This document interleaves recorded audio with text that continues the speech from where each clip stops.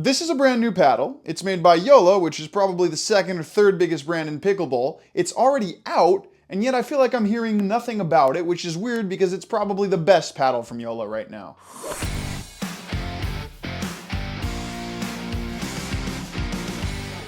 Hey everybody, it's Luca from Rackets Runners. I have to admit, I'm quite confused about the Hyperion C2. I heard very little about it before it came out, and I just generally feel like there's not much hype surrounding it, but hopefully I can change that because this paddle is amazing. It's been almost 5 months now since the Perseus came out, and while this paddle is still an excellent, well-rounded option, the C2 is going to give it more than just a little run for its money. Now, of course, before we go on, remember that any of the paddles we talk about here you can check out on our website, racketsandrunners.ca. And please remember to like the video, subscribe to the channel, and let me know down in the comments section what you want me to cover next. Okay, so there's a lot of questions going on with this paddle because obviously you look at it and it looks just like a Perseus but with a Hyperion shape. So is that exactly what it is? No.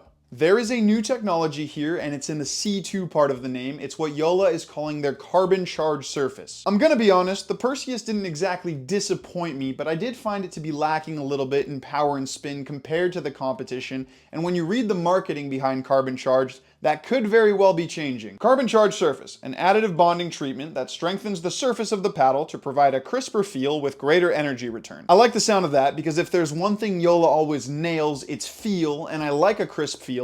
And if there's more energy return, I'm just gonna guess it's more responsive, and that usually means more power, but also more spin. The rest of the technology is pretty as you were. It has the same hyperfoam edge wall, unibody construction, reactive honeycomb core, and CFS top sheet. And of course, it has the exact same shape as the previous Hyperion. It's 16.5 inches long with a 5.5 inch handle, and has what I call the Hyperion-like shape, but what Joola is calling the arrow curve, I guess because it's arrow and curved. One thing to note is that compared to the old Ben John's signature Hyperion, it has a much lower stock static and swing weight. It only weighs 8 ounces and has a swing weight at least 10 points lower, which I think was a good call because it makes it more accessible to more people, and you can always customize it up if you want. Hint, I customized it, but we'll talk more about that later. I was super excited to try this paddle. I know I say that a lot, but a new paddle from Joola should always be good. I'll definitely be comparing it to the Perseus and the previous Hyperion throughout this review. Let's get into it.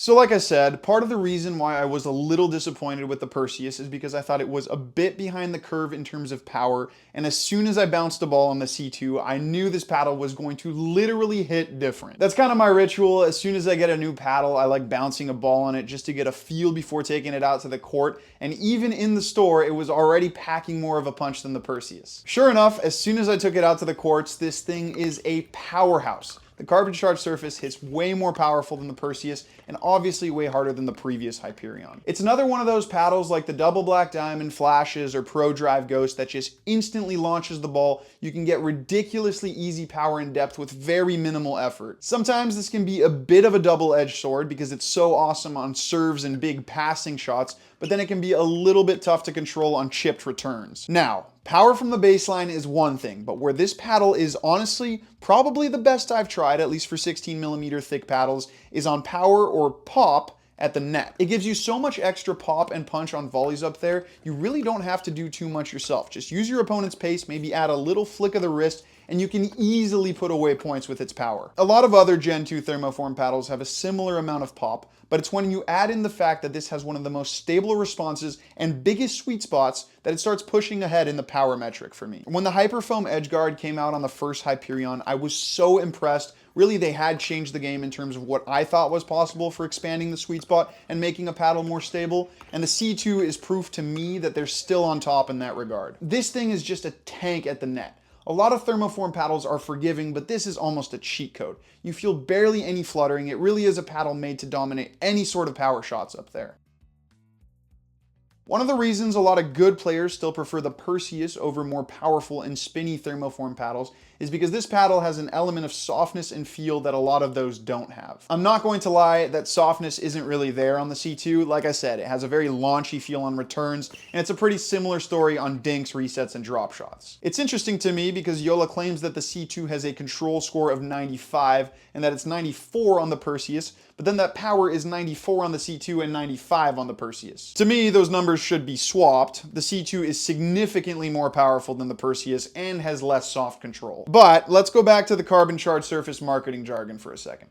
an additive bonding treatment that strengthens the surface of the paddle to provide a crisper feel with greater energy return, results in impressive feedback with a poppier response. Impressive feedback, that's exactly what you get with a paddle this responsive that's made by Joola. I said it on the Perseus review, and it was the same thing with the last Hyperion. Joola paddles may all feel different, but they all have a fantastic response that leaves you incredibly well connected to the ball. This feel is why so many good players like Joola paddles. Yes, they come in at a premium price, but when you're this connected to the ball, it gives you a fantastic sensation of control because you know exactly what the ball is going to do when it leaves the paddle. The feel is exactly how Joola describes it. Super crisp and responsive, which means that yes, soft touch isn't the best, but because you're so connected to the ball, once you dial in the amount of power you need in the soft game, you're never going to be surprised by its launch. But if good feel still isn't enough to sell you on the fact that you can control this paddle, here's what you should do. When a paddle has a low static and swing weight, that means it doesn't crush the ball as hard, which means you can make it feel relatively softer by adding weight to it. I highly recommend you add weight to the C2. It is playable in stock form, but this thing gets infinitely better when you add lead to the bottom of the paddle face,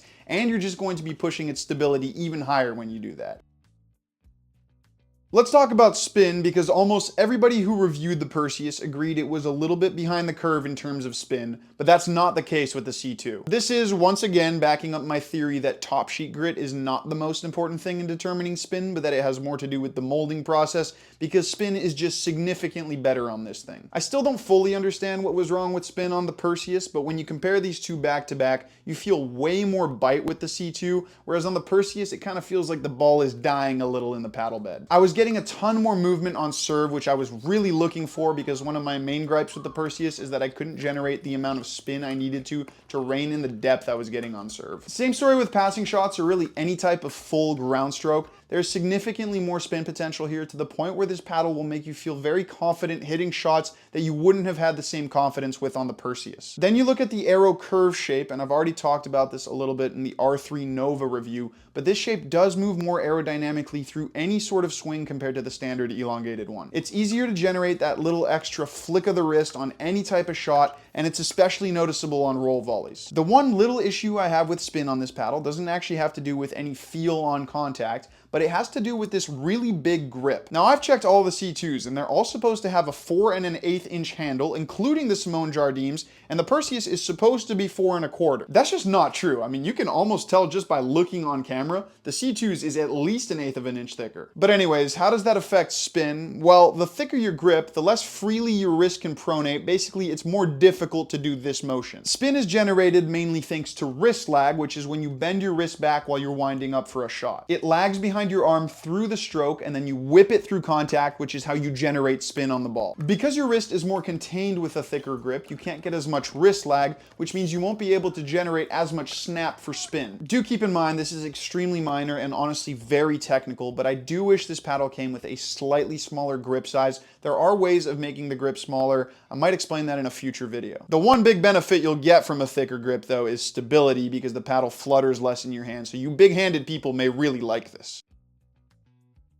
I don't usually spend much time on which shots a paddle performs best at, but I do need to reiterate, this is the best paddle right now for any sort of speed up game at the net. The three-way combination of that maneuverability with the incredible Joola stability and that top tier pop means there's really no situation where this paddle isn't going to excel at the net, except of course in the soft game. So for you players who like to control the point with power, this is about as good as it gets. You'll hit a powerful serve, a powerful approach shot, and like I said, once you get to the net, you can dominate it there as well. The touch is not the best, but because the feel is so good, if you have soft hands, you'll probably end up addicted to the sensation it provides anyway, which will make for good control in the long run. Kind of like a Stockholm syndrome for touch shots, where you fall in love with the overly powerful feel, if that makes any sense. Of course, because this Hyperion is so much lighter than the last one, it's opened itself up to a much wider variety of skill levels. Intermediates can definitely play with this paddle, and if you're advanced, just add some lead, it gets way better that way. In terms of where it stacks compared to the rest of the industry, it's definitely in the same conversation as Gen 2 thermoform paddles,